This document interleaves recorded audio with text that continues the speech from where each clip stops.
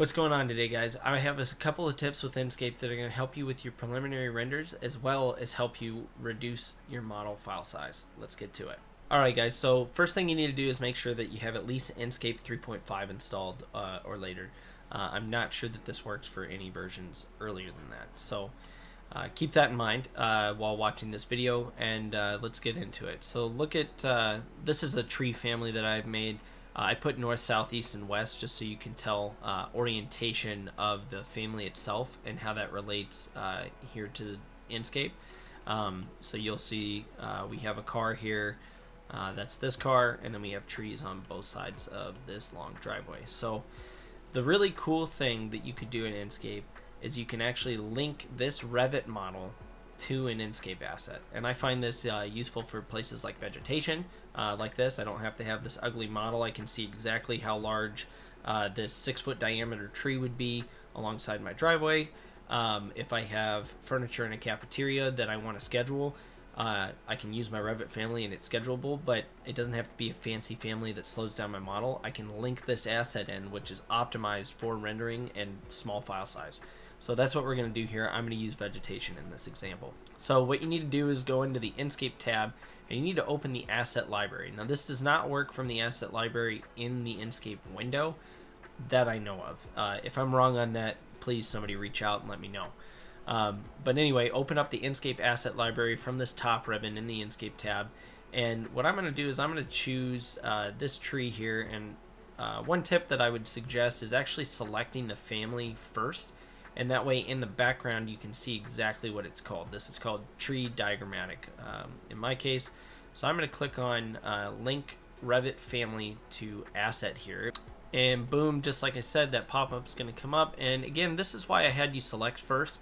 If you have something like a piece of furniture, it's going to be a lot harder to remember maybe than tree diagrammatic. Or if you downloaded something from a manufacturer because you did want to see it perfectly in plan, have that selected first, because this pop-up won't allow me to select anything in the background.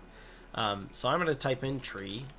I've used this 3D element and I'm going to select it, tree diagrammatic, so I know which tree I'm selecting, and hit OK. Now if you watch in the Enscape window, we're going to have all of these trees changed to the maple that I just linked. Now with looking back in Revit, it actually didn't change anything in the floor plan here. You can see exactly the type of tree that we had. It says tree diagrammatic, and along the Enscape window you can see that it did in fact change.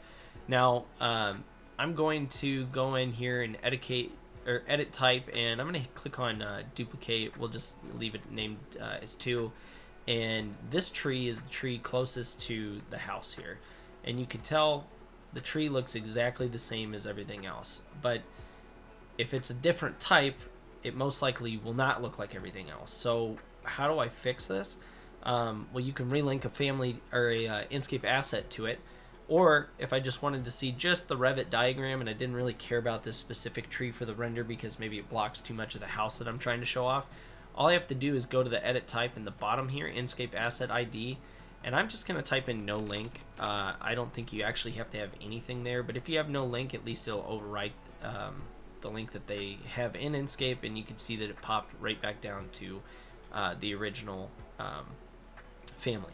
So if I wanted to link that again, I would open Enscape, open the asset library, and let's say this is the tree I wanted. I'm going to link this now to tree diagrammatic 2. So I'll type in tree diagrammatic 2 is the one we want. You can see that link to deciduous maple tree is on the first tree still. I'll hit OK here, and this tree is going to now change in Enscape.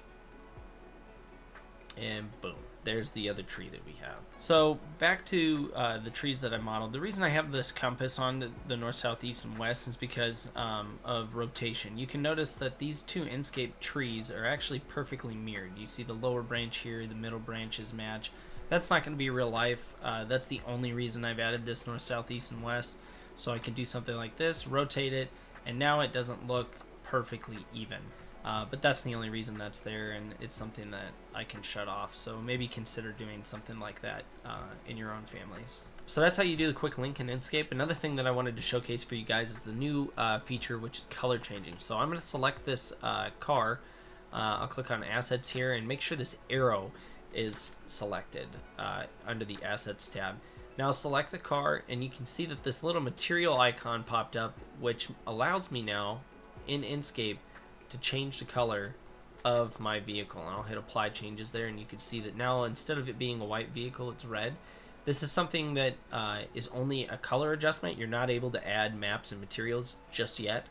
But I did find this a really nice feature, especially for something like cars, if you wanted it to be accurate to somebody's vehicle, or just to help out with parking lots and make the car not so noticeable. Anyway, guys, that's today's information. I hope this was helpful. Stay positive, and we'll see you in the next one.